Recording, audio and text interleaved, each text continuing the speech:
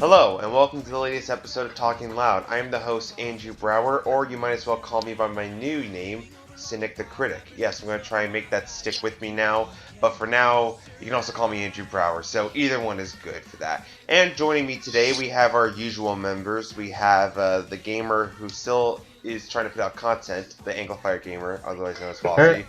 Yeah, trying to put out content, yeah. And of course, we also have Bun Bun's biggest fan, muppetspot. Give me my damn Bun episode already. And unfortunately, Yoshi couldn't join us for this podcast, but he sends out his best wishes. He's busy working on some cool new stuff for his YouTube channel, whether it be new episodes of Styx or a new series that we're going to be working on. Yes, a shameless plug-in, I know, for a new series called Ordinary Girl, which is still in the works, but the new episode, it's definitely coming, so check out for that. But to cover for him, we brought along a very good friend of ours who also is a big fan of the Loud House, and he has another YouTube channel. He's big into gaming, he's big into music. I don't know why I mentioned the second thing, but... Oh, and he's a big Beatles fan. But anyways, TheDivertRealm. How are you doing today? Great to be here with you guys. Awesome. We're glad you can join us. Yay! Thank you for inviting me. Yeah. Thank you for accepting. Well, you definitely picked a great time to join us because we're going to be talking about the new episodes that we got for Season 3. And by that we mean the first 8 episodes that have just aired. And, well, Season 3 has definitely kind of started off to a bit of a polarizing start for some people. Like, there are either people who really like what we've done so far, and there's also some people who are disappointed with how Season 3 has started so far. Oh yeah, definitely. Like, I noticed almost every week, like, at least one, like, every episode's getting at least a 50% great reaction or 50% like, oh man, it's the worst thing ever. It's been very interesting to see. Yeah, I have been noticing that as well. I think the only time we didn't see that was with the first week that we got for the new episodes. Let's talk about that week. Which we're going to talk about that week. Which, the first episode we're going to be talking about today is the one that I was most excited about. And it's one that I'm surprised was actually used for the Season 3 opening, but I'm glad it was. And that's Roadie to Nowhere. Luna learns Chunk was like her in high school and worries her ambition to be a rocker is unrealistic. Now, what did you guys think of this episode?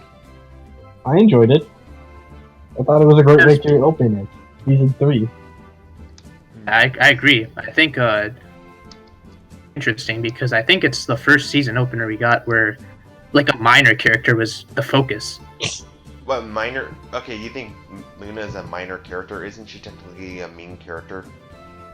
Well, a character besides Lincoln. Right. Well, Luna's become an imaginary friend at this point. Yeah, and I can see why you... I mean, like, I know Luna fans would probably say, oh, she's not used enough, so you could say she's minor, right? Yeah, I guess that's true. I mean... She's an imaginary friend. Yeah, because really, for Season 2... every sister had an episode focused on them, or at least one or two. Like, each sister got at least 1 or 2 episodes focused on them, and Luna didn't. I mean, it's debatable whether or not L's for Love is a Luna episode, but since it's all focused on all of the siblings, I'm not going to count it. I mean, like, almost everyone had a appearance in that one. Right, so technically this is the first Luna episode that we've had since House Music way back in July of 2016. So it's been a year and a half, which is crazy. Go to a year and a half. About time, too. Like a year and a half for a Luna episode. Yep, we get a Lori episode like every other month. Well, I just noticed something with this episode. I think we should mention this. Lincoln doesn't speak at all in this episode. Lincoln doesn't say no lines in this episode. This is the first episode in the series where Lincoln has no lines at all. In fact, the only other sister who appears here and gets any lines is Lisa, so that might as well satisfy you, Bossy. Yep, I did actually point that out in my bullets. Which we'll get anyway, fourth wall. Yeah, so really, the whole episode is focused on Luna, and I gotta say, just like with house music and Rose About to Rock, she is excellent here in this episode. I like the guest stars they got. Yeah, we'll talk about that guest in a sec, but everything that I like about Luna, everything that was missing from her in season 2 is all here in this episode. She has a lot of personality, a lot of charisma, and she manages to have. She's actually really good when it comes to joke. I found myself laughing at a lot of the moments where comedy is presented for her, and she presents it really well. I'm honestly surprised. I really am surprised why she's not used for comedy more. I think she can actually pull it off pretty well. She's like a really authentic sister too. Like I feel like with her comedy, it's more like misery. Right, like it doesn't seem like comedy where it sounds like it doesn't seem like she's trying too hard to be funny. If anything, it just comes off more natural. Where a lot of her comedy comes down with her over enthusiasm with music, like in that scene with the record shop, where she ends up losing the job because she's so over enthused about showing this customer everything about mixed swagger, and she's so passionate about it that it kind of scares the customer. It just completely scares away the customer. That was actually really amusing. Much. Yeah, I love how they conveyed that. Yeah, it was done really well. Or when she was at the karaoke job, which honestly, that scene kind of felt like it was something that would have been written for Sweet and Sour, where she ends up getting kicked out of a karaoke bar. She didn't do anything in Sweet and Sour. Right, and then that's not even counting the parts where she's shadowing at her parents' jobs, like at the dentistry where she faints from flips meat molder. No, it was a beef jerky molder. The beef jerky too. He calls it a meat molder. It's made of beef jerky, and that's enough for her to just pass out. I know, right? Which honestly, to me, that was just hilarious. Yeah. And yeah, exactly. You're saying something, Divert? Who wouldn't pass out from like seeing something that disgusting? Yeah, and then there's the restaurant scene, which I myself currently right now am working in a restaurant, and let me just say I relate to that. I see that all the time. The customers are like, I want it like this, or this is too hot, or this is too crumbly. It's like the customer's always right, and they can also be a jerk. Unless Grover's your waiter. Right, but Java's funny as well. And then we find out she's also really good at hacking, which in a way kind of makes sense. Okay. Oh, wait, you can justify it yourself, even though It kind of makes sense since, with working with music, a lot of it is worked with music programs on computers, so it does kind of make sense in a way. Because the first time I went into it, I was like, this makes absolutely no sense.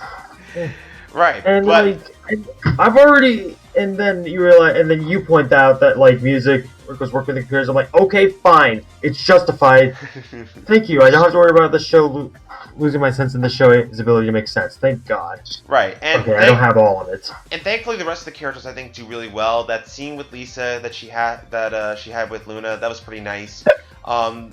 It's always great seeing Flip and Mr. Grouse show up. They're always entertaining to watch. Muppet was about to point out a certain guest star who appears. Yes, Kat Susie, the alternate voice of Sally, and God, I just forgot the reporters. What's the secretary lady from Ghostbusters? What's her name again? I have no idea. Oh man. But really, her resume of work is extensive. She's been doing voice acting work ever since the 80s. So, if you are a fan of cartoons from the late 80s, early 90s, even now, or now, she still does voice work now. She's a legend in the game. Yeah, she's done Rugrats. She's on Looney Tunes as Lola Bunny. Right. And then of course we also have Chunk, who we also haven't seen since Roughing It back in season 1. And I really liked his role in the episode, where I liked that we got to know more about him, and that his actual name is Chester. And apparently it didn't hit me until now that he was actually from England. When I first saw the episode, I didn't realize, oh, he's actually from England. But then again, I guess I should have paid more attention to his accent. I mean, but you could actually make that mistake because his accent's kind of at times. It sounds like a British Bender. Right. Exactly right.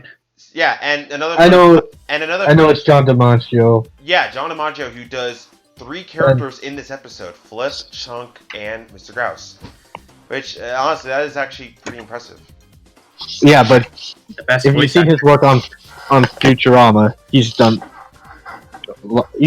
he's probably most famous for Bender from Futurama. Right, Mhm. but I thought Chunk's role in the episode, it definitely played a major factor in the story, and it worked really well. And again, I like the relationship that he has with Luna. It's kind of like where he's his roadie, but it also is kind of like his where he's kind of like the older mentor, almost sort of to Luna, where it's like she kind of like it follows some of the same beats as him, where it's like she's really into rock music, and she kind of has the same aspirations as him, and he helps her. I definitely like it. It's nice. So I still want to know how they met. That would be a nice episode to see. I guess we'll have Yeah, to see, because there might be some more Luna episodes this season. I hope there are. I'd like to see an episode how they met. That would be cute. Right. Yeah, and again, I thought the episode was just entertaining all throughout. Like, I thought all the jokes worked, the pacing was really nice, I wasn't bored watching it. And again, I like that all of the focus was on Luna. And I definitely gotta give credit to Nika Thunderman, she did a really good job here playing Luna. Because, like, and this might just personally be me, because, again, from Season 2, we barely saw much of Luna all that much. And to see a whole episode focused on her, I just thought that was great. Let's move on to our next episode. Oh. Wait, You guys are done talking about it already?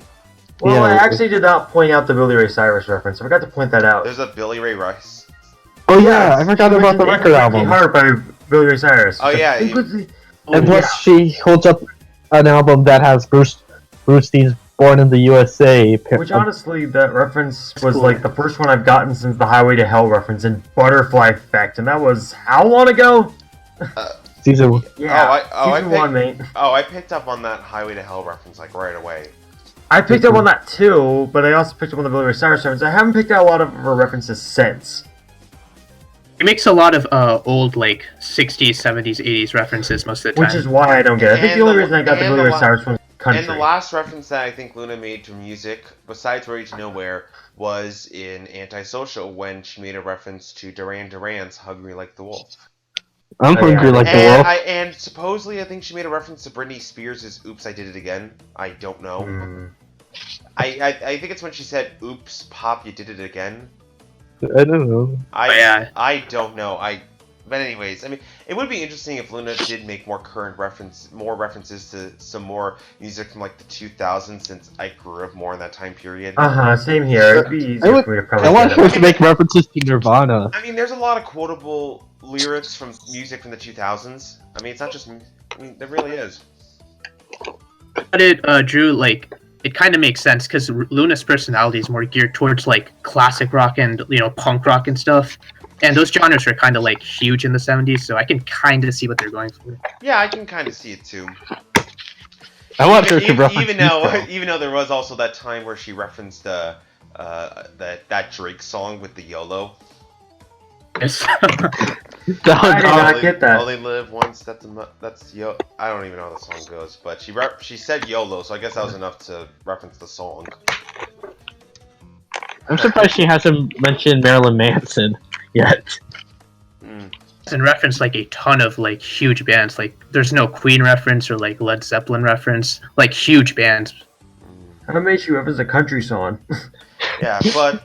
And I like Anyway. that this episode continues to explore Luna's big character flaw, which is her identity issues, which is something that has been kind of playing a major role ever since Rose with the Rock, and then onto house music, and maybe even a little bit with L's for Love, because like she was also somebody who wasn't sure if her being in love with a girl would be all that good on her and if it would work for her. Kind of like how for Rose About to Rock, if that concert experience with Mick Swagger, it pretty much made her who she is, and with house music, she pretty much was very concerned about whether or not she would be talented enough to really impress her idol and really be talented enough to live up to what she's passionate about. And then with this episode, even though she has the talent and she knows that she can do this, now she wonders, will this lead to a successful life? And I like that at the end, even though Chunk admits that, yeah, I don't have a successful life, I'm not a big rock star, but I still get to perform music and I do what I love, and he's happy with that. It's a little bittersweet, but you know what? It works really well for the episode. And And it's a much better sway ending than other episodes. Right. So, and I definitely would be curious to see if they can explore this even further. I like what they're doing right now with Luna's character arc when it comes to her identity crisis, something that's always been kind of playing a major factor to her character whenever we get episodes focused on her. So, again, I love this episode. I can't really think of a single problem I had with it. I actually do have one problem, which I noted in my notes. Kind of like how Vossi had like his bullet points. I also made my own. What was it? You know that scene where she's like failing at tasks like the record store and then that karaoke and whatnot? Yeah. Might just be me, but I think that scene was like paced a little slowly because they're trying to tell jokes on each scene, but they were kind of for each one, and I think that really only the record one, like her failure at the record company, like we mentioned earlier when she like scared that guy. I think only that one really had. Yeah, it was a girl customer. It was. But yeah, like I think that one had really the only great payoff because with the other two, I kind of saw the joke coming. Oh, okay. I can see why that would be an issue for you. I mean, granted, it wasn't really an issue for me. I still found those scenes entertaining to watch, and it reflected Luna's character really well. But I can understand why you wouldn't care for them. And they're not like huge flaws, so like overall, this episode was like solid. Yeah, I mean, and really, I think it's not just us. I think the rest of the fandom seems to either think this is good or great. And I think, just like with house music, I think over time, people will grow to appreciate this episode. Because like when house music came out, it didn't get the warmest reception. But after fans went back and rewatched it and kind of saw some people analyze it, they were like, "Oh, I can see where they're coming from." I think Ready to Know Where will be like that. I would not be surprised if at the end of the season 3, this would be on some people's best list. It will certainly be on mine, though. Absolutely, like it was a heck of a start too for season 3. Yeah, a great start to the season. I'm glad that they chose this episode to start off the season with. So I would have liked to see really love music to be the starter, but That'll probably be for another episode later on the season, and I hope it involves Luna. It has to, since music is in the title. Who knows? But yeah, like. But we're getting off topic. Right. I mean, it's like, how can an episode where it has like princess in it not involve Lola? Or Selfie not involve Lori, which we'll get to that which we'll get to that later. But moving on, any other thoughts on Ready to Nowhere? Yep.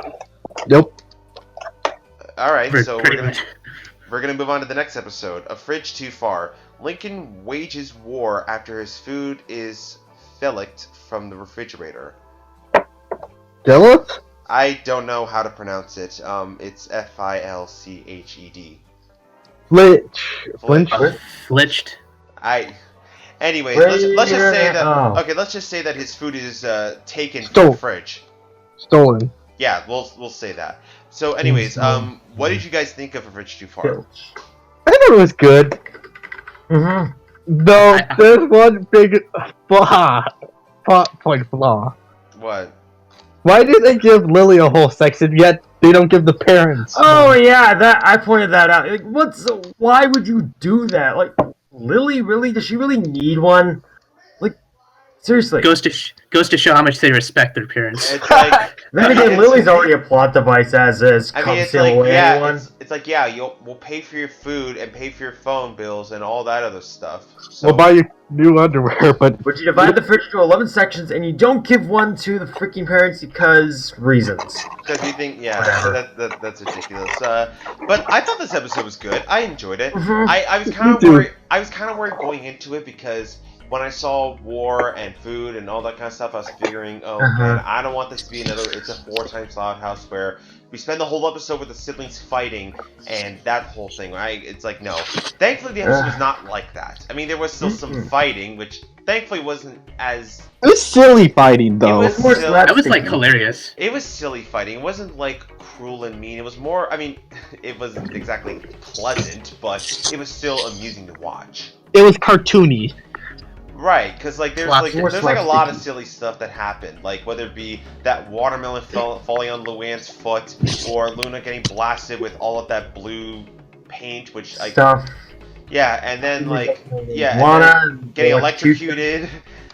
And again, that's the thing I definitely think works about this episode is the humor. I think a lot of the jokes here, surprisingly enough, work pretty well. I found myself amused watching this episode. This was like really funny with all the different like experiment. Like I would say this one was experimental with its humor. Right, like I haven't seen an episode this funny. I mean, there was Ready to Nowhere, which was the episode previous before that. But before that, I haven't seen an episode this amusing and funny since Potty Mouth, and that was back in June. And hey, look, they gave Lenny some moments I found funny. Right. He got his minestrone. It's pronounced minestrone. Yeah, I liked how all the siblings were used. I didn't think anybody was overused or underused. They were all. Everyone was used well. They had their moments. I liked it. There's even a joke with Lynn at the end where she gets blasted with paint, which I'll be honest was probably the funniest thing that Lynn ever. Lisa's expression was hilarious. It got me more than the paint itself. Yeah. And another thing I definitely liked in this episode is that we actually get a subplot with Lynn Sr. where even though he's been getting a lot to do, I always like seeing Lynn Sr. Definitely. I mean, we're getting a lot of Lynn Sr. focused episodes, or we're seeing him used a lot. But I'll be honest, I don't mind it. It's not like a Clink of a Cloud situation where I'm just getting sick of seeing these two have episodes focused on them, and the episodes are just getting worse and worse. With Lynn Sr., I feel like the episodes focused on it are just still being good. So I don't have a problem with it. You know, and I like his subplot where he's inviting this restaurant guy, this food like a connoisseur kind of guy to come over because Lynn Sr. is planning on opening up his own restaurant, which I would definitely be interested to see if they would flesh that out in season 3. I think this is kind of the starting point for what we're getting. And I liked how that subplot developed. I liked how it meshed pretty well with the main plot and how the siblings help him, although that does kind of lead into one of my issues, which I'll get to in a sec. But I like how his subplot worked its way into the main plot really well. And again, it was amusing to watch. Now, there are a few issues I have with it. I thought some of a few of the jokes I didn't really find all that amusing.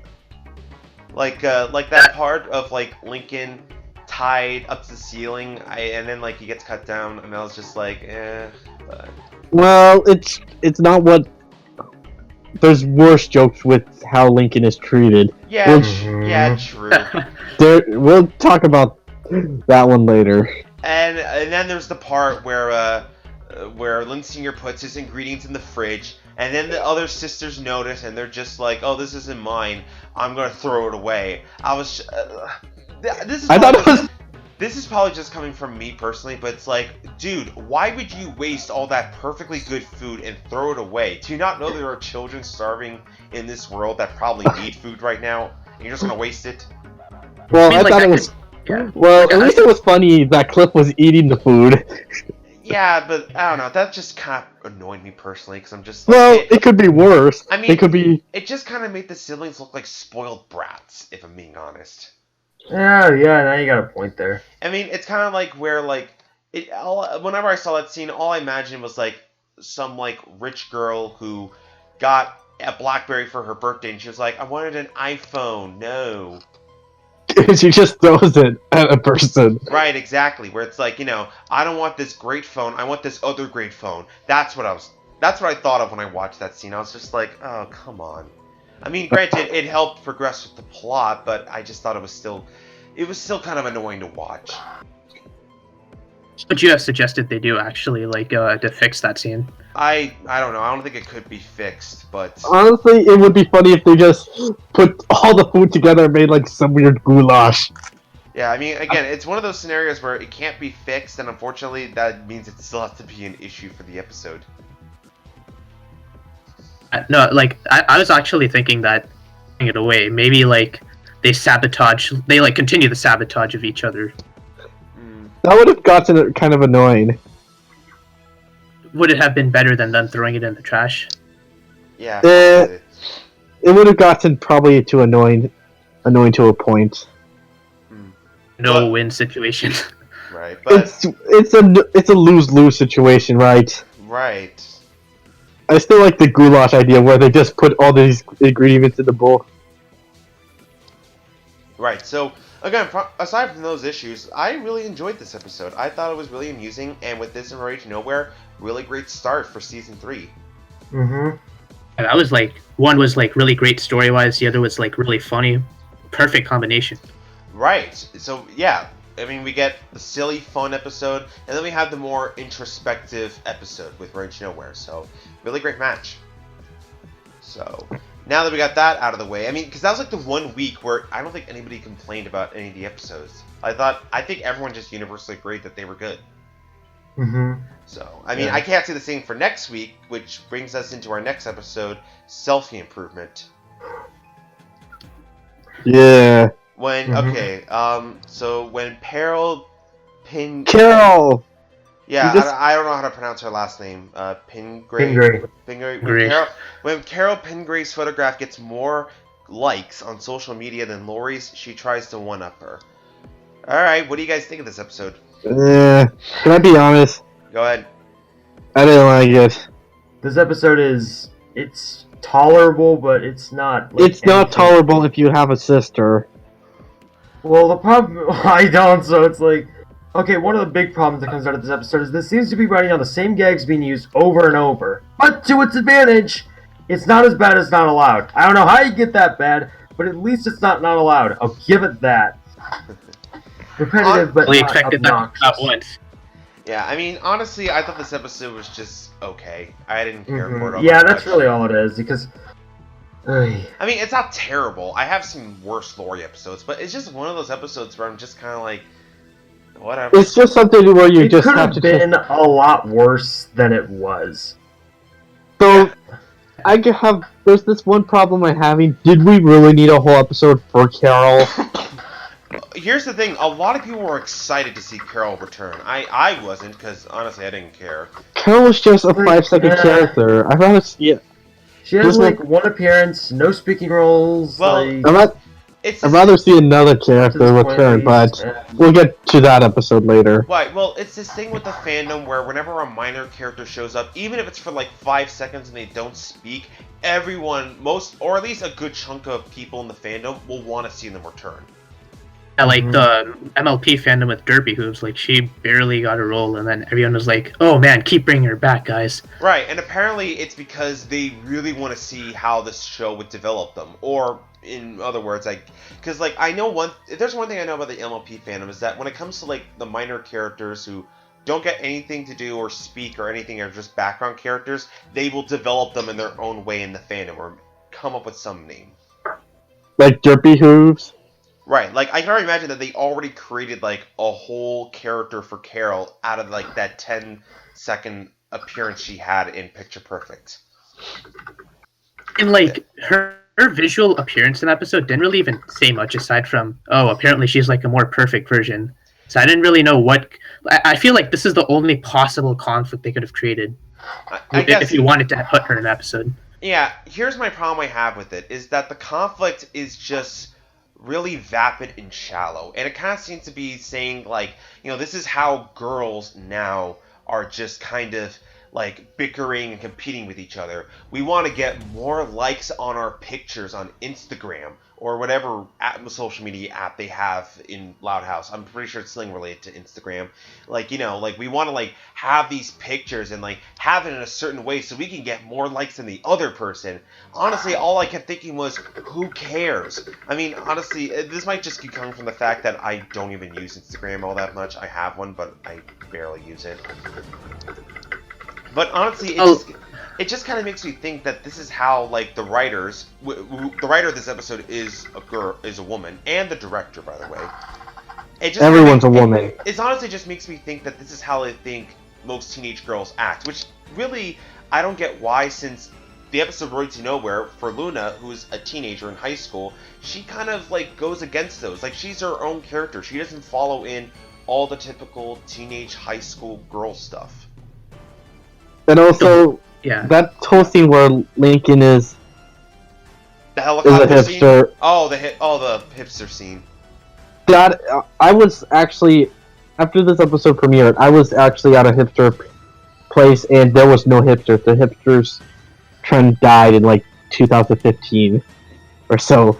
Yeah, somewhere around that. So So again, it kind of makes it dated. so really, the only people I can see really being drawn, or not drawn, relating to this episode would probably be like teenage girls who pretty much have a prim perfect lifestyle, who pretty much are on social media all the time and are basically obsessed with getting attention.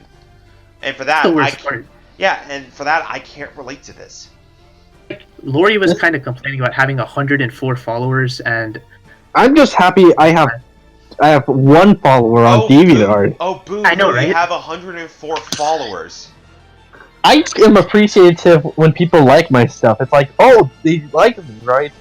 I just legit post on Twitter, and I just don't give a crap who likes it. And here's the thing: if I this get episode, more. yeah, and here's the thing: if this episode was played for parody, like if they were making fun of like those who are obsessed with Instagram and taking selfies and all that, I probably would be fine with this. But the episode plays itself completely straight and takes this seriously. we're going the parody route, because when Lori like says, "Oh, I'm gonna get more Instagram followers," did you notice that like the background is kind of like Dragon Ball Z styled? Yeah, that was stupid. If I'm being honest. Well, it's a nice reference for. It's a nice anime. it's a nice reference, and I like that they had Lenny in the background, which does bring me to one of the things I do like, and that's Lenny. I like how she's It's written. great. I thought she was amusing in this episode. This Lenny was like amazing here. Yeah, and I really like the flashback part where we saw like Lenny trying to comfort Lori and her. I like Lenny I like when they were little kids. Yeah, that was like she's fun. trying Well, the golf one is pretty humorous, though. Yeah, I'll give like, you that. Even for that someone was- who doesn't like Glenn. That was I will funny, and I didn't mind that because Lenny was just kind of coming off more ditzy, yet she wasn't coming off brainless and stupid. She was still trying to help, but she It wasn't becoming Patrick. She wasn't like Patrick, like. Exactly. Exactly. This is the Lenny that I've been missing from season 1, and I'm glad that she's present here in this episode.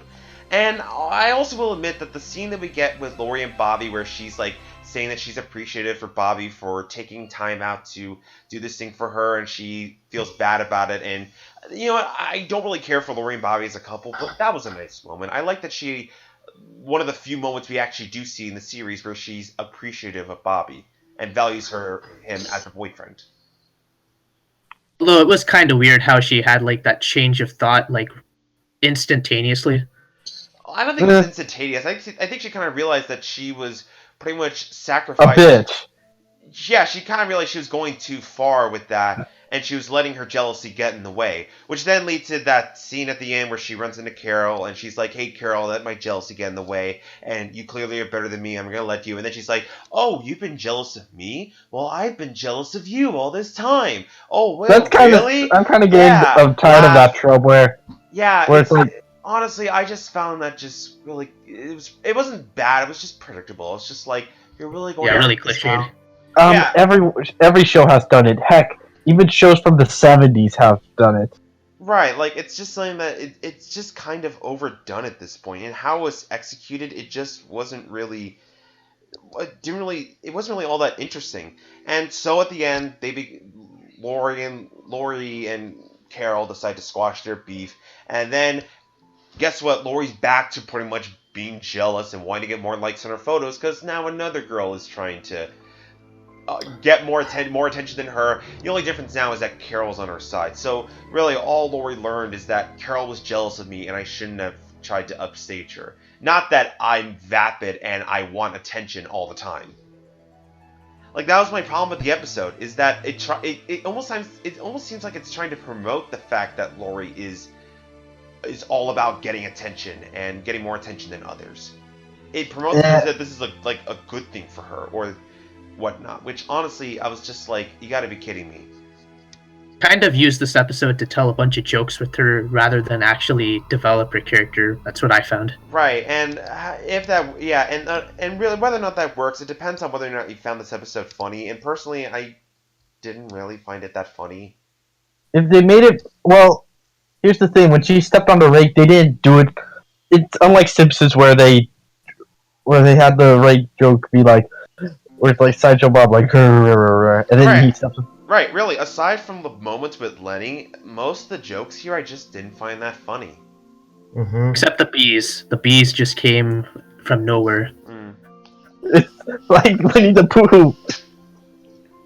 Like the beehive, it like into the tire or something. Like where the freak did those bees come from? I don't know. The tree. Probably, but again, I thought this episode was just okay. It's not terrible, It was but I'm not alright. gonna remember it that much. Nah, not really. Yeah.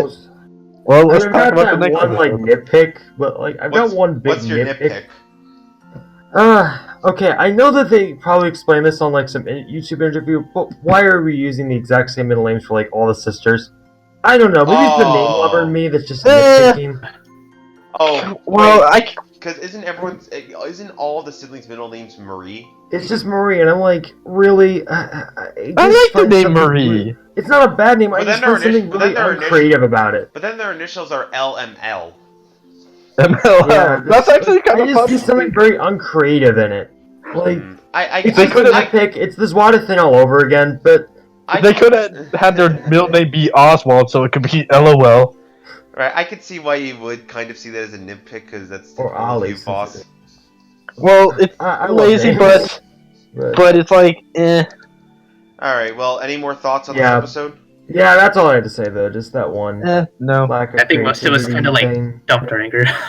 Alright, so because it wasn't that big. so now we're moving on to the next episode, which is No Place Like Homeschool, an episode that was announced a while back, and now it's finally being released. The plot being, thinking it looks like fun, the other kids try to get in on Lola's homeschooling. Now, what did you guys think of this episode? It was okay. It was actually pretty good. I did enjoy it. It was just It okay. was like it was quite enjoyable when you think about it. I'm kind of with Muppet. I thought this episode was just okay. This is something I noticed with. I'm not naming the writer, but this writer has been focusing on like one sister, and then all the other siblings act the same. Oh, joining in because like the writer of this episode also did Yes Man, where like Lincoln has this plan to get money from his parents, and then like all the other siblings want to get involved. And the crying game. I legit forget that Yes Man exists. Like, really. Hey, I like that episode. Oh, I and mean, remember the song. You gotta remember the song there. No, okay, I kind of remember the song now that you mention it, but now I just kind of just forgot the entire episode exists except for the song. Anyways, Oh, and she wrote the crying game as well. The crying dame. right. I mean, I don't have much to say about No Place Like Homeschool. I mean, again, everything about this episode, it's just okay. I mean, it's not terrible, but I don't know. There's not a lot that stood out to me. Everything just. Lola was the best part. Yeah, I mean, I've said this. I don't know how many times I've said this, but like Lola has just been getting better and better. You know, like with every new episode where it's focused on Lola, she usually ends up being the best part of it. Read aloud, out of the picture. I don't know what, patching things up. Like she had like 3 episodes. Be the writer. Yeah. Yeah. I think the writers just know how to write Lola to be, not a spoiled brat and actually like They show actually that give her she's some like, character, and yeah, and again, they continue to do this here. Lola really ends up being the best part of this episode. She still has her bratty kind of like pageant girl attitude, but it's not done in a way where I end up being annoyed with it, unlike from some of the earlier parts of season 1. It's not like, say, in what's that episode? Sounds of Silence, right? Right, an episode that I hate.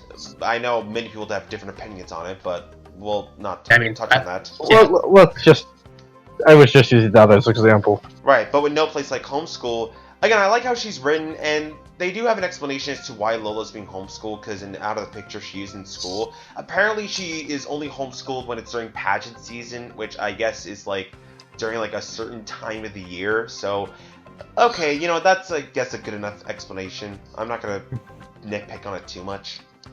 Okay. Although, couldn't you argue that like with Luna it would be like rock school season, or with Luann it would be like comedy season, that type of thing? But doesn't Luann work on the weekends with Funny Business? Yeah, and Luna can like go to concerts on weekends as well. Yeah.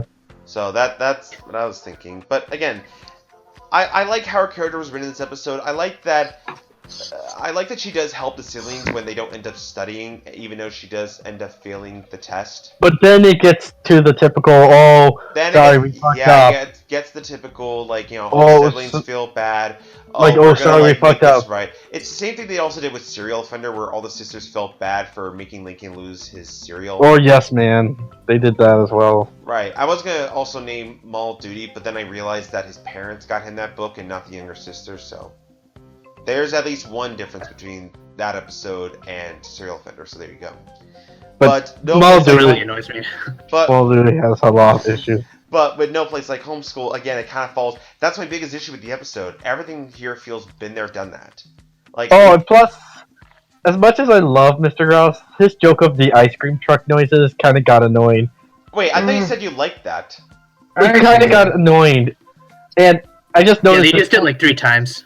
Oh, They did it 3 times, but I just kind of felt like it had like the same setup and same punchline, where it's like the Louds think like, oh, it's an ice cream truck. Then they go out and it's like, oh no, it's Mr. Grouse's new. No, this is something I found really annoying. When they said they have to make it for the bus, don't they take Danzilla? Oh yeah, you told me you got annoyed by now that. that you mention it. Oh man, I didn't even notice that one. I guess Don't now, they take? I guess now for season 3 they're gonna take the bus now. No, they were walking home in Whatever, it's continuity. it's Doesn't the matter. Grand. Well, it does, but So I don't even know if they take the bus, they take the car, they go walk to school. I don't even know. And in the Alright, next no, episode, continuity and in sucks, the next but- and in the next episode we'll be talking about.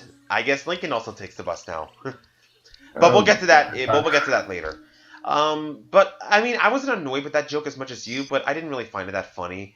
I mean, I was annoyed with the other thing. there were. I mean, there were a few jokes. There were a few. I won't say jokes. There were a few moments I did find amusing. The beginning with Luna singing in the shower, I thought that was a little amusing. I'm trying to think of something. I'm trying to think. They're in the bunker, and then like they keep kind of end up distracting themselves. I thought that was a little amusing. Mhm. There I thought were it was clever. There were a few things I didn't really find all that amusing. Like they're still doing that nose goes thing, which Oh yeah, that from like. The only time it worked was Fool's Paradise. Well, Because that's Lincoln because went to the that's because they changed it up. Because now for every other episode, because for other than that episode, every other time it's pretty much where it's Lincoln. Because Lincoln is And I'm just like, just a butt monkey. Yeah, that Yeah, was Lenny. yeah, I'm So- just like, this is kind of getting old. Yeah, but Um, any other thoughts? any other thoughts? There was that part where Lana looked giant. Anybody like that? Oh yeah, that was I guess there.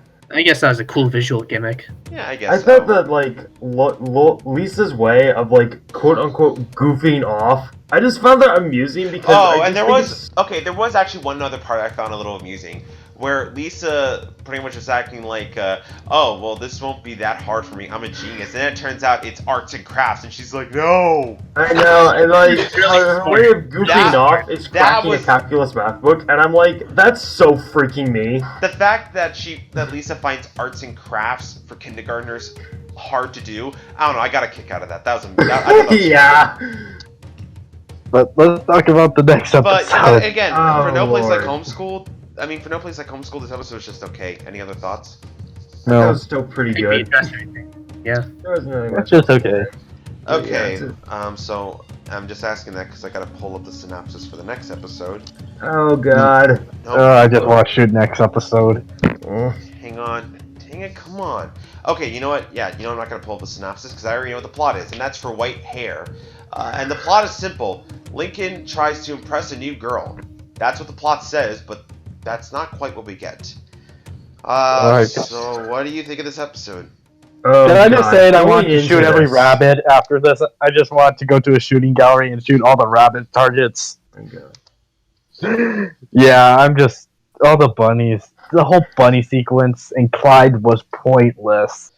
Yeah. Well, it was pointless. Guess what episode that completely reminds me of? Actually, guess what this freaking episode there are 2 episodes that come to mind with this episode. One of the boys, because obviously fan pandering, Lincoln in an alternate universe, and not a lot because you know what? Fan pandering, screw you. Oh, and Clyde being shoved in. Oh, and Clyde being shoved in because, screw you. It's his first appearance in the season 2, and the Beaver Clyde is okay. Season It's 3, by interesting, the but way. it's not great. It's like, dude, we're already like, you finally have this perfect streak. We're like 5 episodes into season 3, and then you got to shoehorn in Clyde for an episode that now makes me think of freaking Not Allowed. I don't ever want to think that. Well, And to be fair, I didn't hate this. he is technically a main character, so I guess he has to show up. Yeah, because he's technically a main character now. No, he's The not. worst of the main characters. No, he's not. He's not on merchandise yet. No, he's a main character. If you go on the wiki, he's under He the counts the listing for- main character because he appears in He's so under the many category episodes. of But the main fact that all of character. his appearances, probably half of them are like shoehorned. Yeah, Probably I mean, 3/4. yeah, I mean, Anyway, I'm done. I don't dislike this episode as much as Muppet, but Mhm. I gotta be honest, I I don't found like this mediocre. I Well, didn't. I think Okay. That was alright. I think I know why I hate this episode a lot, and it's for a really petty reason. Worth the pun. Okay. I Oh, but yeah. I know what your reason is, Muppet. But go on, explain. Yeah, I've been wanting a Bun Bun episode ever since I've been watching the series, and I'm like, oh, white hair. I thought this would be an episode about how Lincoln got Bun Bun. And the pun also threw me off like an idiot. Yeah, like, this Great is way to go into an episode, Vazzy. this is something that Muppet would not shut up about for like the past couple months. Like ever since the title card was announced. The title was announced. I was hoping for we getting a Bun Bun episode, but we got instead was something that was fan pandering with all these. The whole rabbit sequence was just Yeah, cringeworthy. The rabbit It's literally scene- one of the boys part 2, except Okay, not as insane. The Well, at rabbit. least one of the boys, at least it had, there was a purpose to it. I thought the rabbit scene was like, oh, we need to make this episode interesting. Bam! Shoehorn in rabbits. Okay. The shoehorn and rabbits get shoehorned. The rabbit scene, I think that's gonna like that's gonna split a lot of people. You're either gonna love it or you're gonna hate it. I mean, me personally, I didn't like It it. was okay. I mean, I kind of like that one was named Bella, but otherwise it's just okay. And I could see why they had that in there, because for those of you who don't know, the original concept for the show was that it was going to involve a family of 26 bunny siblings, one boy, 25 girl siblings, and I thought it was going to be 25 and 24 girl siblings and one boy. I guess I thought it was 25 sisters. I guess they decided to do 26. I mean, That's what I remember from. Yeah, that's Channel even more. 30. honestly, I'm glad they scraped that idea because I don't think it would have worked. First off, that's Yeah. way too. First off, 26 main characters, It's dude. ridiculous. and don't we already have enough cartoons about talking animals? Like, SpongeBob! Looney Tunes! what will Like this you're trying to cartoon basically be rip doing? off your cash cow here, Nick. Like, what Glad will you didn't do it. what will this be doing that many other cartoons right now aren't already doing? Like, it What- ends up losing the charm of what makes Loud House so great with what it Yeah, did with its I like concept human now. characters. It's more down to earth. It's more relatable. It has a more grounded in reality feel where you feel for the characters, you understand them, and again, you connect with them more. I mean, yeah, they're humans, so that's you. Of course, you'd end up relating to them more. But again, it feels different. It feels more authentic, even though it does still have that cartoony '90s feel. It at least Hey Arnold's It- 90s. it at It's like least- Hey Arnold, like it the at modern Hey Arnold. it at least stands out from your like branch of talking animal fantasy supernatural cartoons that are like all over the market right now. It at least stands out. They just have like a reasonable amount of characters to develop rather than 25 or 26. Yeah, and Yeah. and unfortunately, like, okay, before I get into my issues, I'll talk about the things I like in this episode because there are actually some things I really like. I like how the sisters called themselves out for heavy metal. Yes, they called out the fact that everything from heavy metal that they did was a bad idea because it was. And I also That make heavy metal enjoyable now because now you realize that they learned their lesson. And I like that the sisters pretty much owned up and be like, you know, Lincoln, we shouldn't change you for who you are. You're already great. And they name off one positive quality about them, all of them, with Lily pretty much saying that you're Lincoln now, which honestly that was really cute. That was a really sweet scene. I really like that. The ending as a whole was actually pretty decent. Yeah, and then when he meets Little this cliffhanger. and then when Lincoln meets this new girl, which based off of the title card, that's the title "Be Stella Be My Heart," I'm gonna assume that her name is Stella. I like the back. I like how she and Lincoln interacted. I'm actually curious to see if they would develop a relationship in future episodes. I would like to see that. Something And- tells me they're not going to. It depends. Yeah, continuity's not a thing that exists, so who knows? Again, we'll have to see. And fun fact, this is actually the first episode that includes a flashback to a previous episode.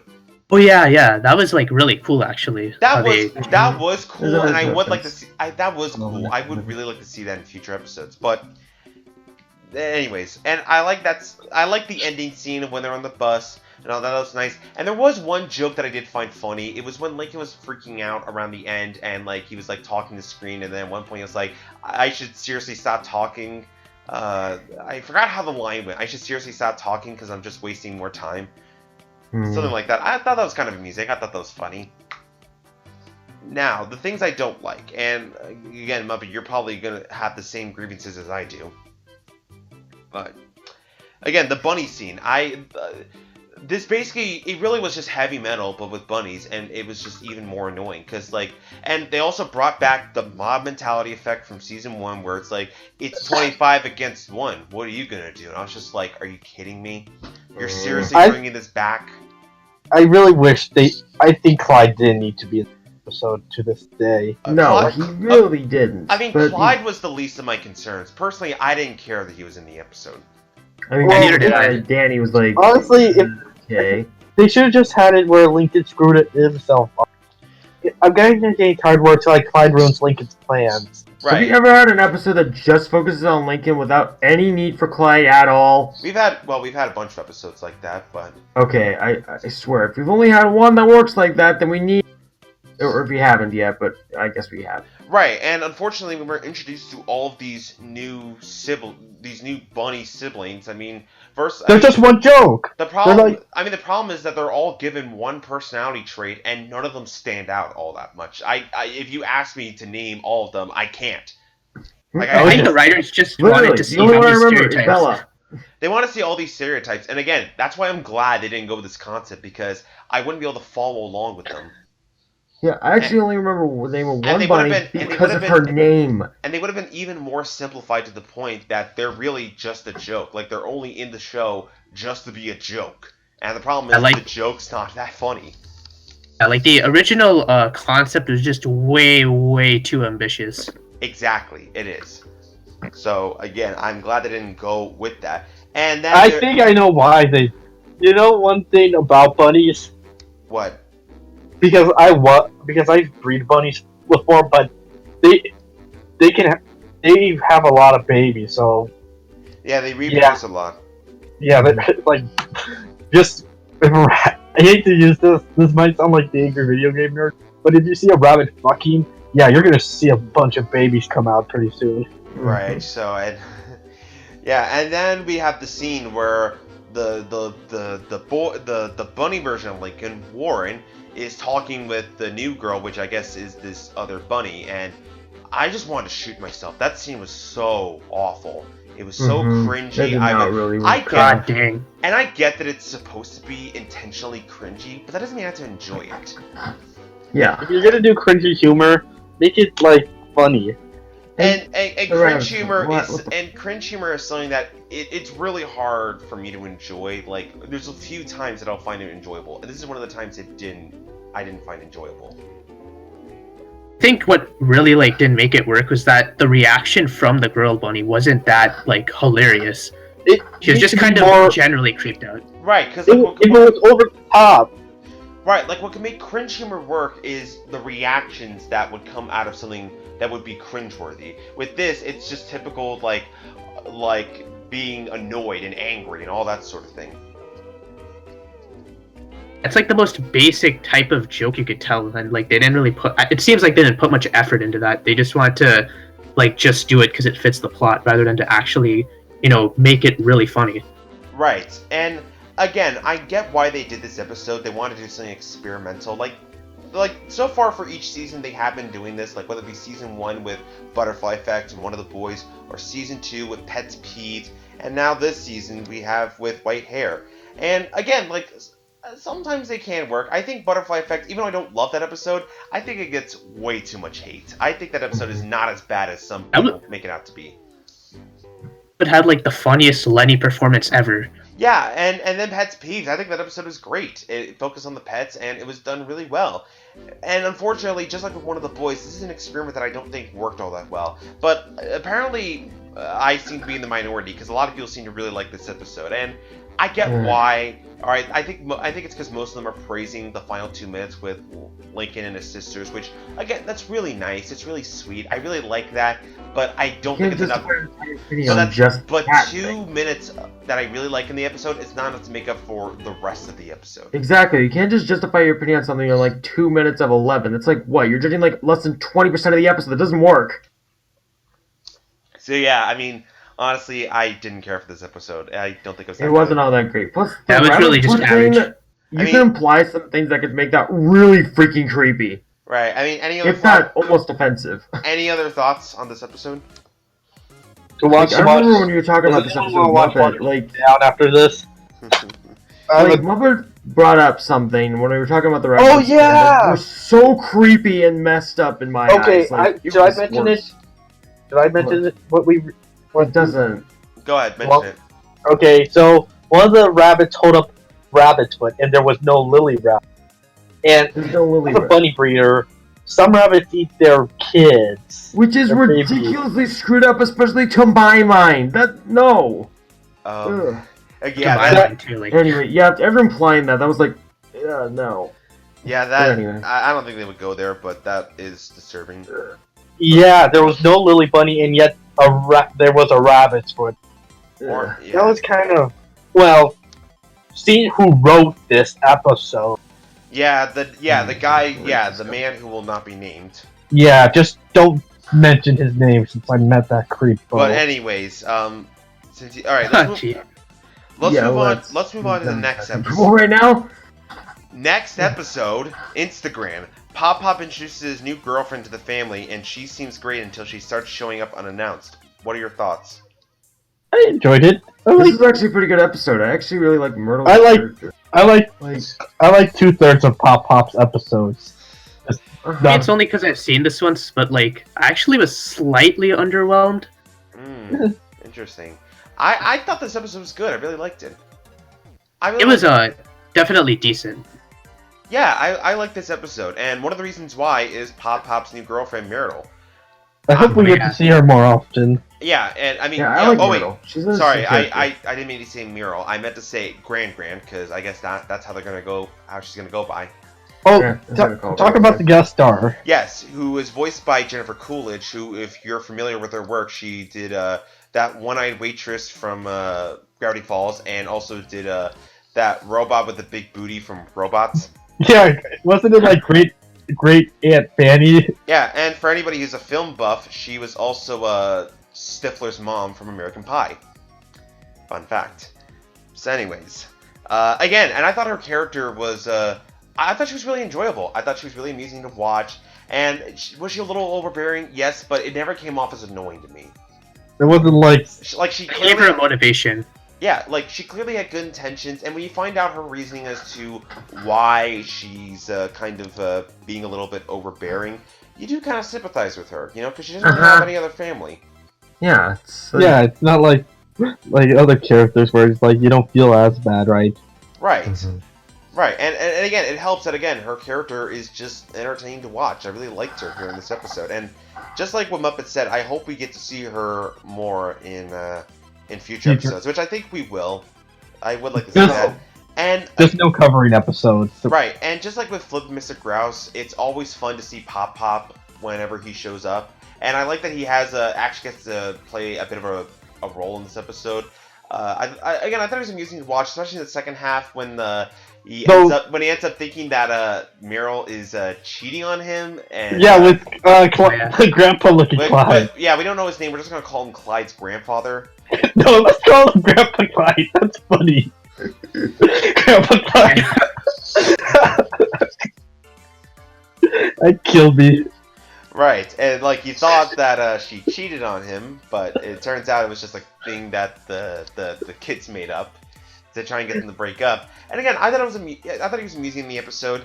I liked the rest of the siblings here. I thought the jokes, I mean, typical with other episodes, they're kind of hit or miss, but I thought there were some jokes I thought were pretty good, like when Lenny and Lori were trying to search through the DVR for like this certain show, and Muriel deleted it, and I think her reasoning was that it was too violent or too rough or too dangerous. Too much negative. It's too vulgar. The language is too negative. Too negative. That's what it was. And even Lenny found that annoying, which honestly I was just like, that sounds like something Lenny would say.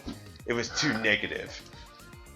Again, I thought that was amusing. I also thought it was amusing that Lucy's part of the room ended up being painted with pink and her feet and all that kind of stuff. I thought that was amusing as well. That was such a great like line delivery by Lucy's voice actress. Did anyone catch up on that? Yeah. Oh, but there was one joke that two jokes that kind of did work. Yeah. You want Bringing back Lynn's superstition is never good. Yeah, they brought back Lynn's superstition where like her jerseys were cleaned, and then she's like, "My stains are gone. My good luck." And I'm just like, "Did you not learn your lesson from No Such Luck?" Don't like, say that. Oh crap! You just turned the entire thing. Lynn's superstition is never gonna be funny. I'm just. Don't say that episode again, okay? Don't say that episode. Okay, it's been almost a year. I think everyone's gotten over it. I don't think so. People still complain about it. I just saw new. Yeah, people are not going to get over it. I just saw new fanfiction today. I told you it's not gonna happen. But I just saw new fanfiction today, Drew. Well, they won. But are you serious? Another fanfic? It's been almost a year since the episode came out. I mean, people got over Brawl in the Family pretty quickly. Well, but No Such Luck. Brawl in the Family didn't commit enough crimes. And Brawl in the Family is a worse episode than No Such that episode. Worst episode. Just because I called it the episode that shall not be named. Whatever. Anyways, Lynn's superstition, I didn't find that funny. Lincoln's bowl cut thing, I just didn't find that funny either. Yeah. It was funny. It was funny when they mentioned like it coming back for like no reason. Right, just changing for no reason. That was kind of funny. And there's that whole scene with Lynn and Lincoln. Wasn't that funny? Like their whole quote unquote dynamic where like Lynn is like doing things badass and cool, and Lincoln's just stumbling, trying to keep up. Which honestly, I didn't. I was talking about the joke about how like they just changed suddenly. Oh, and also, they pointed out. Also, I feel like Luna didn't get to do anything in this episode. That's another issue I had. And but they didn't get used. Oh, surprise, surprise. Yeah, look, I hate bringing this up because I brought it up so many times, especially in Season 2, but this is another case of an episode where some siblings get more to do than others, and some of them don't get to do anything at all. Like, Luna not doing anything in this episode, it's typical at this point. But then again, it kind of annoys me since after Road to Nowhere, you think that Luna would get a little bit more involved in episodes involving the siblings, but nope, it's back to what it was from Season 2. Probably just don't know how to use her as a background character, I think, at this point. Or they're making her into an imaginary friend. I'm gonna think that's what they're doing, but imaginary friend. But they're not major issues. I still enjoyed this episode. I really liked it. Yeah, they're just little nitpicks. It's like I hate to say it's kind of fun to nitpick because it's like, yeah, that wasn't so great, but I still liked it. Right, so again, I have my issues with it, but I like this episode. I enjoyed it. I think it was good, but I guess I don't like it as much as the rest of the fandom. Yeah, it was a pretty decent episode. Yeah, also, so Corona. Muppet, you might as well bring this up. It involves a trophy case. What? A trophy case? Oh, right. So when they're having dinner with Muriel, I noticed that Lincoln had more trophies in his case. In another episode, making the case, it's revealed Lincoln has no trophies, but now he has more trophies. So hey, for continuity. Hey. No wait, he had a lot. He had more than one trophy, Rozzy. So, and they never explained why. So, I'm gonna assume they did that just so they can get people. I don't even know what you called me out for. I guess they did that just to get people to shut up about making the case. Well, we know certain people who won't shut up about it. But he won't be named, anyways. You represent the truth. Moving on. And the sass here is still good. Moving on. The next episode we're going to talk about is City Slickers. When Lori and Lincoln visit the city, Lori struggles to be a city girl while Lincoln finds out that Ronnie Ann has changed. What are your thoughts on this episode? It was a slightly better version of Save the Date, if being honest. It's not as good as Relative Chaos, but it's still tolerable enough. It was pretty The good. Casa Grandes make up the episode. They definitely make the episode of what they are, and Plus, see, hearing Maria from Sesame Street is always the yeah, best yep. part. Yeah. Yeah, I mean, for the most part, this is a pretty solid episode. I liked it. Mm-hmm. I mean, No. and I do have to agree with you, Muppet. I think the Casa Grandes, like, whenever they show up on screen in this episode, they are just always entertaining to watch. I found them very amusing. I like great to see them Carl. back, and I like that they didn't just show up for a brief cameo. Like, they were here for about Yeah. half the episode, which I liked. Hell, even Sergio got a couple lines, which always me. And CJ, of course, obviously, they were like the best two in my book. And I might as well point this out, but for Ronnie Ann's character design, they did one little difference, and that's that they added some lines around her eyes, which I'm guessing... Bags. Bags, because I guess, you know, she lives in a big family, so she's always tired and stressed. Mm-hmm.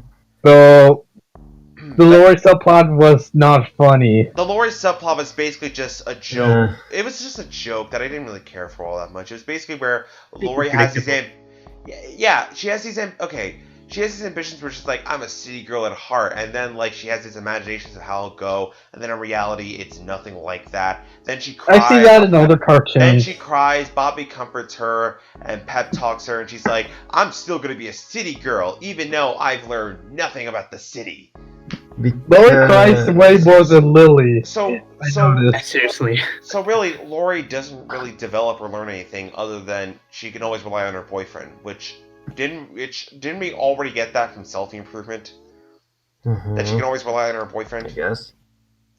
I don't know. Although, to be fair, a pretty, like, great speech to her, like, oh, things don't always turn out the way you'd expect. Because that is a, like, important thing to understand for most people. It is, but I honestly feel like she only kind of got that, because then at the end of the episode, she still said she's going to be a city girl, but it doesn't seem like she really learned to, you know, that you have to, like, learn what the city is like, and know that it's not going to be what you think it'll be. Because then at the end, she ends up... Saying it to Lori was a problem.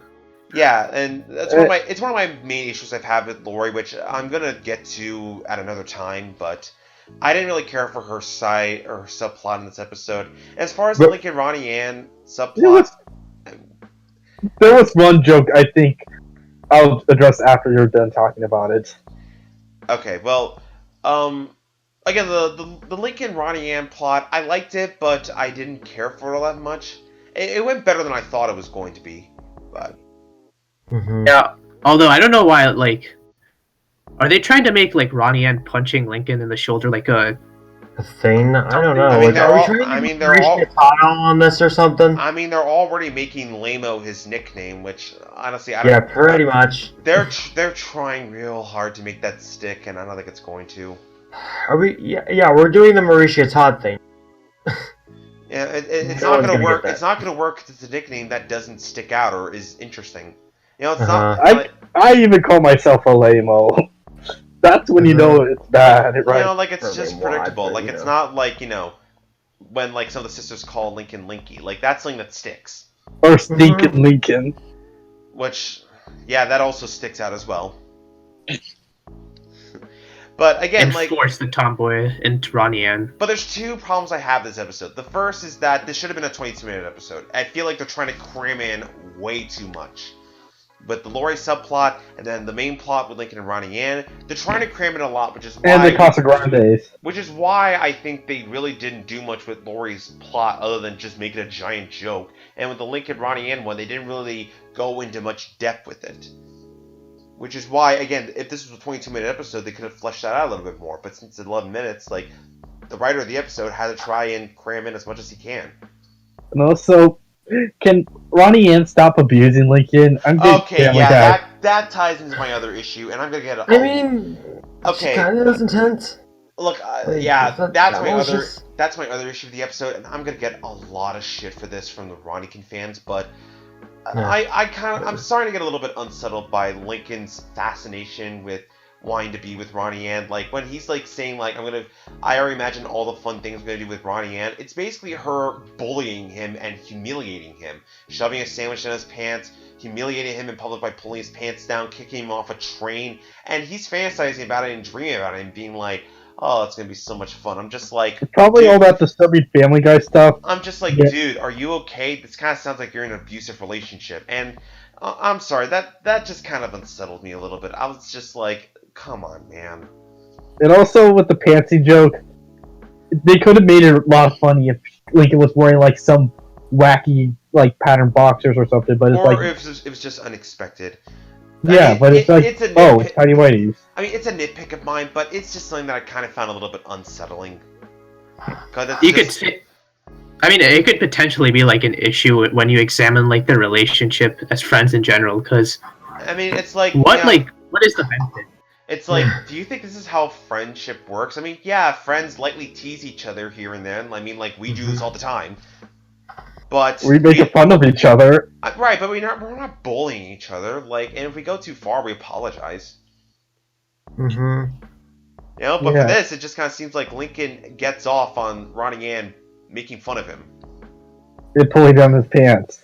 Right, and I'm just like, you know, I'm honestly glad. I mean, I'm glad you guys aren't a couple, but I don't know if I would want you guys to continue being friends because this doesn't sound healthy. The But pants thing like isn't even like what is charming about that? I don't know. But again, I still like this episode. I thought it was amusing throughout. I really enjoyed the Casa Grandes.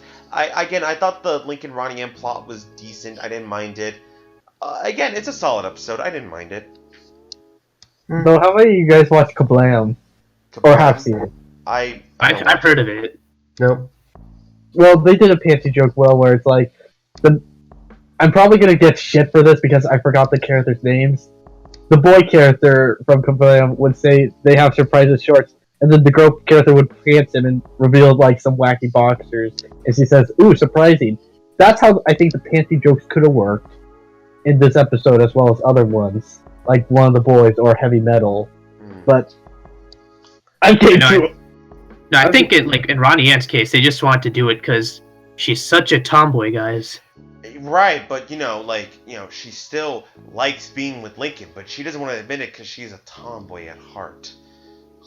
Would have been a good episode for her to like show. Oh man, I really appreciate you and stuff. But honestly, this just kind of seems like it's only here just to satisfy the Ronikin fans and for those who want to see the Casa Grande. So at least did that.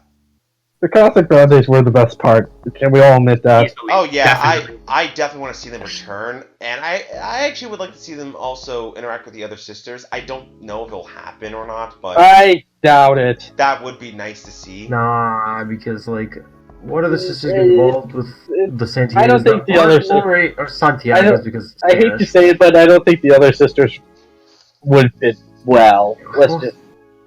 I guess Yeah, so. It's because Lori and Lincoln are the only just two too that much interact with their family. Right. It's just too many characters interacting. Right. So not like everyone interacts with the Casa Okay, Grande. so now we move on to the final episode, and I think this is the one that might split our opinions the most, and that is Fool Me Twice. In order to avoid Luann's relentless April Fool's Day pranking, the Loud family hire stunt doubles. What did you think of this episode? I didn't like it. It felt Not as good as Fool's Paradise, but I still actually enjoyed it. I loved too it. I mean, mean-spirited. nowhere near as Too good. mean-spirited. Way Okay. too awesome. Alright, okay, I don't dislike it as much as Muppet, and I don't hate this as much as, I just said- Rules, but, I just said it was too mean-spirited. I didn't say I hated it. it kind of seemed to imply that you didn't like it. Well, I enjoyed a few things, but I just said it was just way too mean-spirited. Right. I was gonna say I don't hate this episode as much as April Fool's Rules, but I don't think it's anywhere near as good as Fool's Paradise. If anything, Oh no, not by a long shot. And even I like. if anything, this episode was just boring. Honestly, it was underwhelming, honestly, watching it, right? Comparing it to Fool's Paradise, right? Right, but I know Yeah. but I know there's one person who does love it, and that's our guest. Yeah, and I guess it's because I'm biased towards Luann, but to it that were really like fascinating. Like maybe this is me looking too much into it, but it kind of showed Luann as like a mastermind of like evilness. Like the fact that she anticipated you know, what the Louds were gonna do. To like, it's implied that she like hired those stunt doubles. So like that's pretty incredible thinking by her to like know that think that far ahead. That's the one thing I'll definitely give you, is that unlike April Fool's Rules, where they just kind of like, where Luann was trying way too hard to be evil and menacing, I just didn't buy it. But Fool's Paradise, I thought she did a much better job with this. And with this, I could definitely see where you're coming from. I think she does pull off being more of like this evil mastermind. She does like the Joker. Right. Only I don't think Luann is anywhere near the Joker, in my opinion, when it comes to when it comes to being a good villain. Well, she's like the 1960s. Not a good villain, a great villain. Sorry, comic book fans. Hey, she's like the 1960s Joker. Right, and unfortunately, yeah. I mean, there's only like a few things I liked in this episode. The first was the first minute of this episode where they're all meeting up in disguise in some alleyway. I kind of liked how that was set up. And I liked how Lana was wearing a Snoopy mask. Yeah, and the other thing I liked, and Vossi will also, I don't know if you pointed this out or not, but the Lock and Loud reference. Do you know, the Lock and Loud? I did not hear. The Lock and Loud, there's a I was actually going to point that out. It was listener it was a la Knock and Loud. I did not hear a word you said when you went over it the first time. Yeah, there's a reference to Lock and Loud. There's a reference to Lock and Loud, but I didn't hear you when you had pointed out. Oh, okay. I had it in my notes already. I just said that because I want to see if you noticed it. Oh yeah, I completely noticed it, obviously. Okay, alright. The cameras joke where it's like, the cameras that I installed last year, I meant last month. I mean last night, because, you know, she also was in the bathroom recording that episode, because of course I remember it. Yeah, like, it was a nice reference to an episode that, in my opinion, is better than this episode, but... Oh yeah, okay, can we... Okay, there's one problem I had, which, this is just a nitpick, but... Did we really have to make Lincoln an old man and have everyone have the same voice? Oh, okay, I think we're gonna be the minority in that, because everyone else loved it. Everyone else thought it hilarious. I just didn't like it.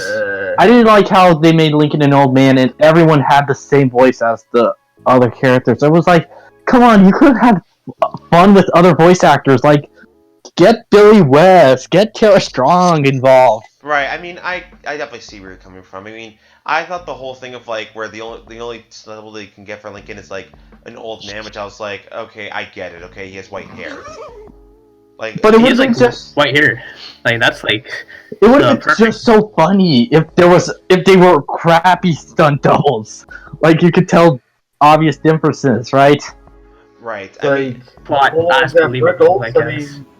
guess, but I mean, my problem I have with this episode is that, I just found it boring. Like, for an episode about April Fool's Day, I didn't really get any funny pranks that I got out of Fool's Paradise. That episode was fun, exciting, amusing. Let's talk about the prank. This episode, I was just bored watching it. I was just like, you gotta be kidding me. Let's talk about the end where Luann's prank. Okay, well, we'll get to that. Her quote-unquote prank that really was more of just her just being an asshole to everybody.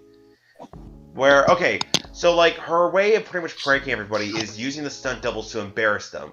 And here's my problem I have with this. You know how in Not Allowed, how I don't like that field test gag because it's just repetitive? Yes! It's not really that funny. The freaking field test gag. This gag that they have where, like, each sibling gets embarrassed and then they faint, that takes the cake. I just did not. I thought that was just a repetitive joke. I didn't find it funny. I actually found it mildly amusing despite it being repetitive because, once again, it's not allowed.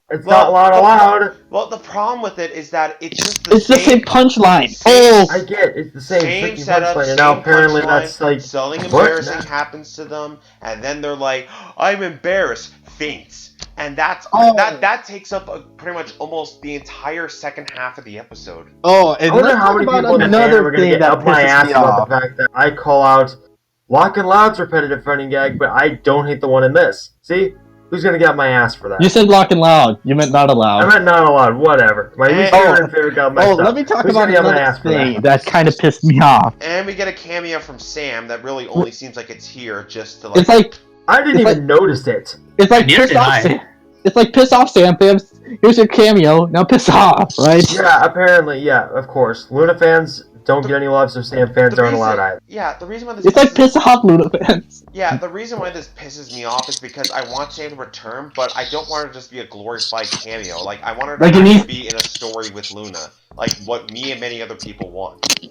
I want my lesbians on Nickelodeon. Yeah, I mean, like, I'm actually concerned about, like, Sam's appearance in general. Like, do you think, I mean, I guess it's slightly off topic, but, like, he doesn't appear, like, that might diminish Ellis for Love a little bit. Yeah, I know. Oh, man, I don't want to, because Ellis for Love is still my favorite episode in the entire series. I really want Ages. because I visit San Francisco But, like, they're a not doing lot, anything with it. and I want to see more of this lesbian relationship. Is it okay to say lesbian? Yeah, I mean, I'm in Lesbians Yeah. with them. Okay. I want to see more of this. Yeah, I said I'm in Lesbians with them. That's a reference to Scott Pilgrim, but go on.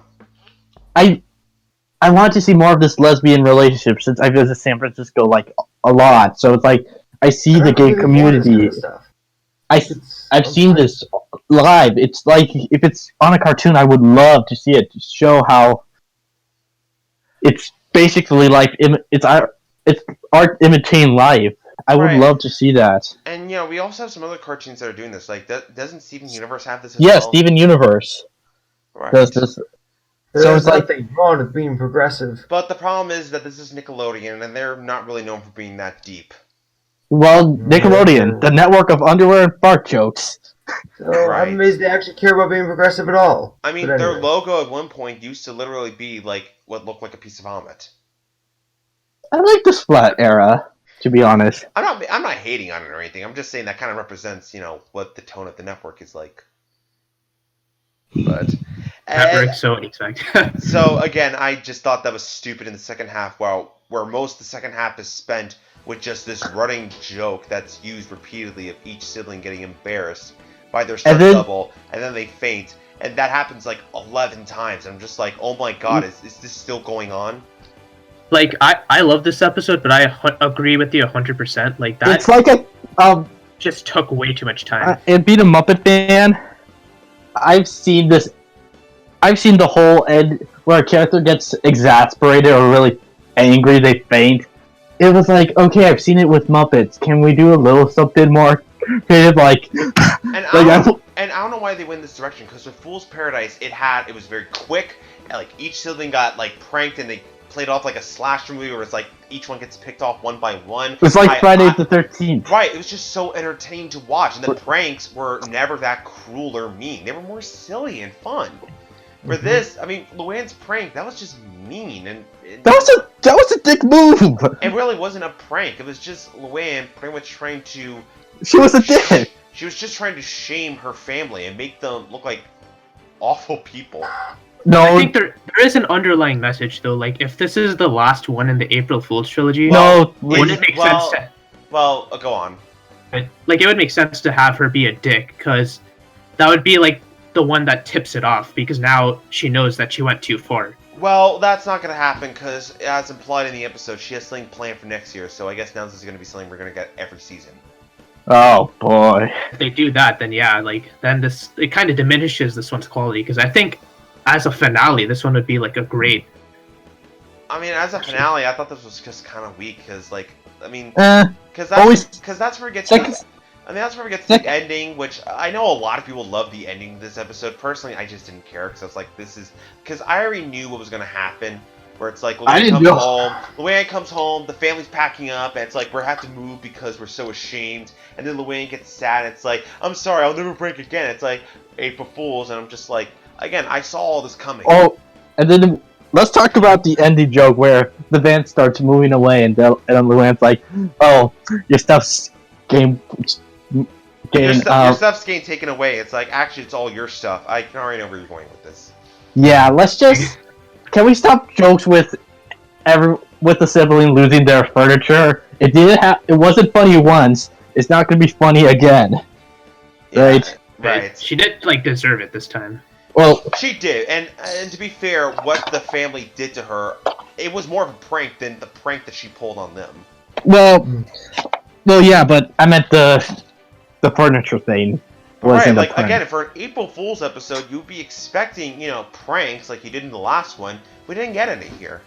we just got kind of cruelness, right? It just felt unpleasant. But again, a lot of people seem to really like this episode, and they consider it better than City Slickers, which shocks me, considering that I thought that shocks me, considering that I thought the Ronnie Ann episode would get the better reception over the April Fool's episode, but I guess I was wrong. I mean, I guess it depends on like if you found the first half really funny, because there were a lot of like really cool parts of the first half. I mean, I didn't catch them, but if you want to, go ahead. Like, for example, like in that fading scene, even if it was really long, like Lucy and Luna had really good reactions. Like Luna, the stunt like played polka music. I like polka. Polka. It's not even good polka, right? I thought it was like, good really polka. Yeah, the reactions were at least mildly amusing. I like polka. Don't diss polka. The scene dragged on forever, but at least they were trying to make like good, genuine reactions. So I have to. Well, I wish the impersonator Yeah, I looked can give you that one because they looked a little differenter than the Louds. I mean, I see where you're coming from, but all of that kind of ended up being killed when the fact that you realize that, you know, they didn't really do anything wrong, and like Luann is really kind of like ruining their public persona. Well, I think like it would look. I'm probably like gonna be hated. You know, it's like she's ruining their social reputation. Like, that's not funny. Like, what do they do to deserve that? Well, I hate to bring up this episode because I know a lot of people love it, but the parents do that in Cover Girls, so. Well, to be fair, the reason why the parents did that was because, well, the siblings deserve that since they got out of cleaning and they lied to them and Pop. So, in a way, they kind of deserved it. With Fool Me Twice, they didn't really deserve it all that much. And that's why I'm saying, like, if this is a finale of the like April Fool trilogy, then it like works perfectly. But if not, then yeah, like this one really gets diminished because then it's just mean spirited. Right. I mean, again, I don't dislike this as much as April Fool's Rules, but honestly, I just didn't care for this episode. This is gonna go down as to what GarageBand was last season, an episode that I don't care for all that much, yet a lot of people are gonna really enjoy. Divisive, depending on what you found funny and whatnot. Right. So, I mean, any other thoughts on the episode? Oh, and we can't go through this without mentioning the freaking fact that Lindsay used the freaking word famo. We cannot. Bossy, we don't care. We don't care about modern slang, Bossy. Exactly. Because Famo, why the wow. freaking hell do you want to promote that? Why are you so? I hate Nick trying to be trendy. Hey, Bossy. Yeah. Not allowed. Anyway. Anyways, that was it. We talked about all the episodes. We had 8 episodes to talk about, so that took a lot out of me. But that was crazy. yeah, it was. Now, as far as now we're gonna go in order. Now we're gonna go in order for each of us to say what. Can we just say best and worst? I don't want to do I don't want to do top list. That's what we're gonna do. My favorite, the best episode out of the bomb for me. That's what we're gonna do. Best of the bomb, honorable mention. Worst of the bomb, dishonorable mention. That's how it goes for all of us. Where we pick which ones out of all of them. Best of the bomb for me is obvious, Roadie to Nowhere. With honorable mention going to A Fridge Too Far.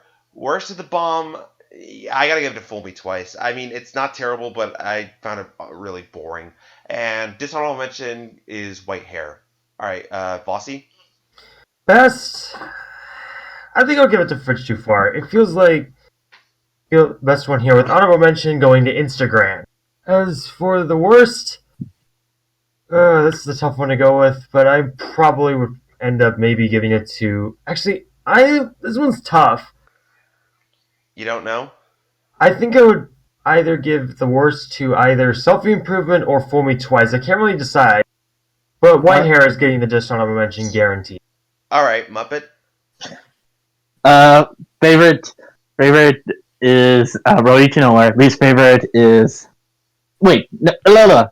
Honorable mention is Fridge Too Far. Least favorite is Fool Me Twice. And, of course, you know my dishonorable mention is White Hair. I thought White Hair was going to be your least favorite. At least it wasn't mean-spirited. Alright, TheDivertRealm? Alright, so for me, the favorite one, I was gonna say Roadie to Nowhere, but since all 3 of you guys listed Fool Me Twice as your least favorite, I guess I have to go with that one. I guess so. Yeah, just to be like- Whatever, Yeah. just have your own opinion. I don't care. I mean, you at least want to be diverse, so that's good. Exactly right. Honorable mention would probably go to A Fridge 2-4 because that was like hilarious. Really, since I didn't get to pick that for favorite. Least favorite is definitely Selfie Improvement, with a dishonorable mention going to probably White Hair, even though I didn't actually hate that one that much. Alright, so that was our latest episode of Talking Loud. I hope you guys enjoyed listening to us. We'll be back when a new crop of episodes comes out, but we don't know when, so we'll have to see what's going on with Loudhouse and new episodes. We want to thank our guest, TheDivertRealm, for joining us. Thank you for coming on to the podcast. Fun. Thanks for inviting me. No problemo. Right, and until next time, I'm Andrew Brauer. Anglophile Gamer.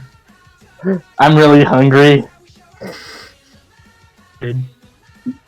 And your TheDivertRealm. Good. Right, and we'll see you next time. Avarachi.